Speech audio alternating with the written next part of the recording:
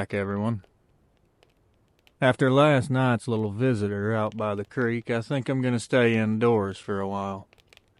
I appreciate every single person that commented and was concerned about my well-being. That's why you are all true legends. And I never thought I would say this, but I'm starting to appreciate you negative commenters as well. You're only pushing me harder and lighting that fire underneath me that's forcing me to upload even more. So great job. Keep it up. Anyways, I got an email very early this morning. And me being a fisherman myself, as most of you already know, this one just called to me, so I decided to upload this encounter tonight. This one takes place in Texas, around Lake Livingston area. This is a terrifying one, as usual, so buckle up, folks. Everyone grab a drink. Lock your doors and windows. Hit the lights. And let's get started. How are you, real adventurers? I'm reaching out this morning to share with you my Dogman encounter that happened in Texas on the Trinity River below the Lewiston Dam. That should be a good enough description of the location for people to know the area that this happened in and steer clear. I'm not going to give any exact coordinates because I know someone out there that may live close by will hear this and try to find this place. I would strongly recommend against this. But I'm sure if you're determined and you search long and hard enough, you'll find what you're looking for. Believe me. This happened in 2009. I was 17 back then, and it was actually 3 of us. By the way, my name is Corey, and I don't care to use all of our first names. It's totally fine. It was me and my friends Jacob and Matt. We all 3 met in elementary school, and we've been best friends ever since then. We are still very close and stay in contact mostly still today. We all grew up in the same small Texas town and did pretty much everything together. Jake was the oldest of the 3 of us. Dude was and still is built like a linebacker, but he's quiet as hell unless you get him to talking about cars or fishing. Matt was our classic smartass. He calmed down a bit as he got older, but back then he was always cracking jokes, always the first to push a dare way too far. As for me, I guess I was the one in the middle. I was more cautious than Matt, but I was never willing to let Jake outdo me. Looking back on all this now, I don't even know how the idea of camping out there was even brought up. After all, we had all 3 grown up in the woods, always looking for our next adventure. Or it could have been the fact that 17 years old, that's when you think you're bulletproof and nothing can hurt you. But who really thinks in the real world that going camping on a riverbank could lead to encountering a dogman? That's not on the list of typical dangers that you would face in the woods.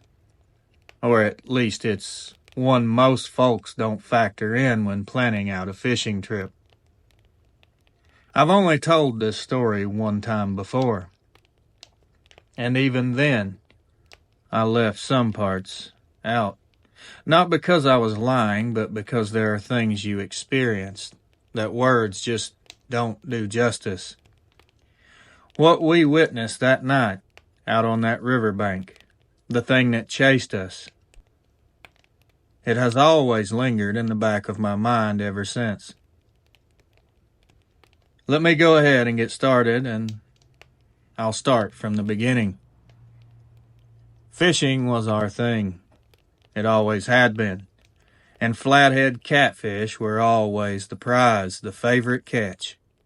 Anyone who knows fishing, especially catfishing, knows that flatheads don't come easy. You need to find the right spot, have the right bait, and a whole lot of luck and patience. That's why we picked the spot we did on the Trinity. A slow-moving, deep-cut bend we had found almost by accident. Before going out there, we really had no idea if there was big flatheads in there, but we assumed, because every box had been checked, there had to be a few in there. The spot was pretty isolated and kinda hard to get to. I don't think very many people had ever fished there before. You had to watch out. There was quite a few gators roaming around, not to mention all the snakes, and it was just probably too far off the path for most people. And as a fisherman, that's exactly why we picked the spot. If you know, then you know. If there's any hole buzzards listening, do the work and find your own fishing spot. I felt that so hard, brother. We had it around 5 p.m. The truck was packed with everything we needed. We were only doing an overnighter, so we didn't really need a lot. We had all of our fishing gear, a cooler full of drinks, and a small tent that, truthfully, we barely planned on using. The drive out took us around an hour, most of it just winding roads until we reached a narrow clearing. From there, we had to hike the last bit on foot. Hauling our gear through that thick underbrush was pretty tough until we found the spot. Like I said, it was a bend in the river. The water was pretty deep, and the current was slow, perfect for flatheads. We got everything set up fast because we wanted to get our lines in the water. We all cast it out and got settled in as the sun dropped below the trees. I remember it was humid, thick with that smell of river mud.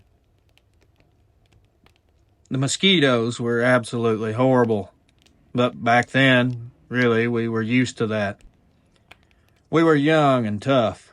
Nowadays, I wouldn't stay out there like that for any amount of money. It was probably, I'm guessing, around 9 p.m.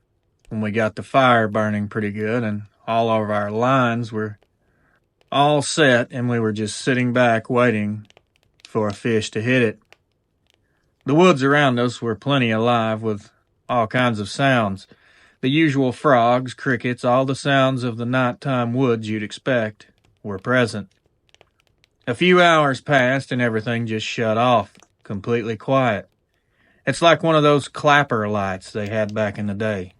Like someone clapped and everything just stopped in that moment. Matt was the first one to say something. As soon as he asked if we noticed the quietness, I remember Jake just nodded, and then from the tree line behind us, something rushed past. It was a couple deer. They were moving fast, like they busted out of the brush tearing across the campsite. Their eyes were wide and wild with what seemed to be terror. Something was definitely chasing them, that was obvious. Well, it wasn't us they were afraid of, so we were wondering what the hell was in there. Before we could even react at all, another one shot past. This one was acting even more frantic. It was so scared it was stumbling and tripping over its own feet. Then out came 3 coyotes, but you could tell that they weren't what was chasing the deer. They were running with them. Their ears were pinned back, tails tucked, and they didn't even look at us when they tore through the camp. We had just enough time to look at each other with a what the hell look when we started hearing these heavy booming sounds.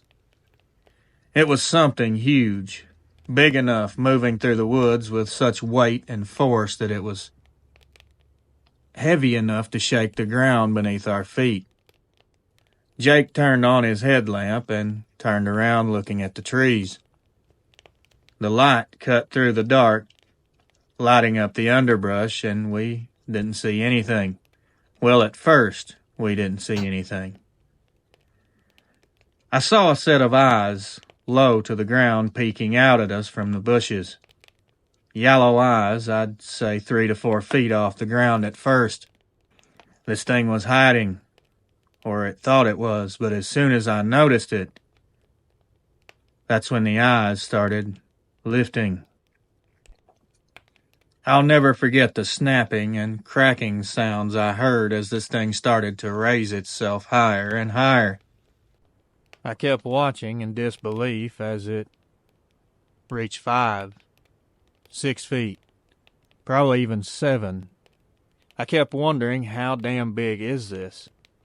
As soon as it reached its full upright height, it didn't waste any time and it just stepped forward into the open. I don't even know how I can even begin to describe to you without sounding like a crazy man.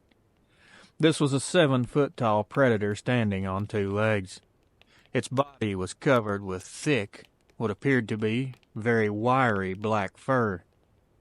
If you mixed a bear with a wolf, I imagine this is probably similar to what you would get.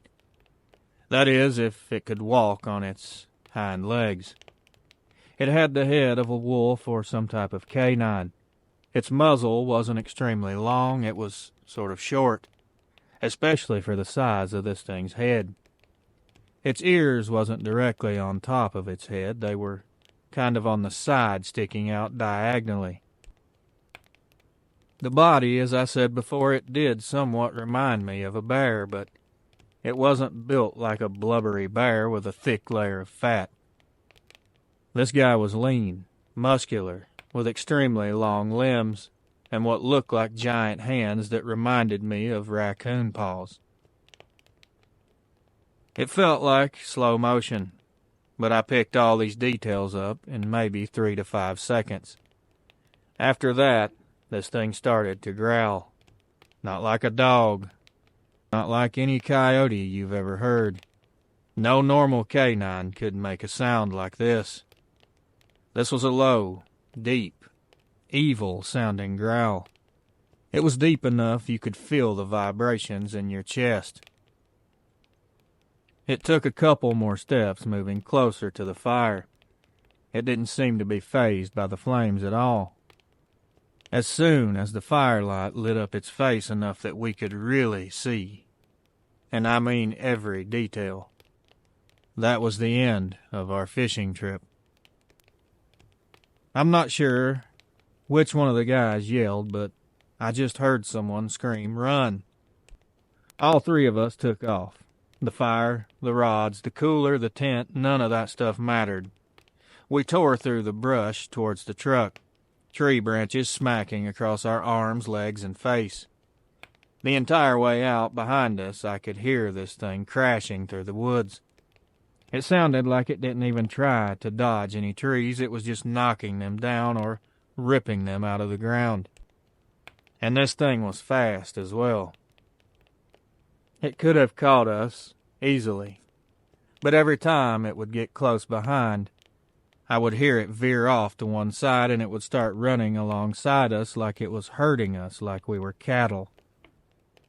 Jay was the first one to get to the truck, and luckily he was also the one that had the keys. The second I heard the locks pop open, we all jumped in. I barely got the doors closed before looking out my window and noticed it was just standing about 10 feet away from my door, staring at me.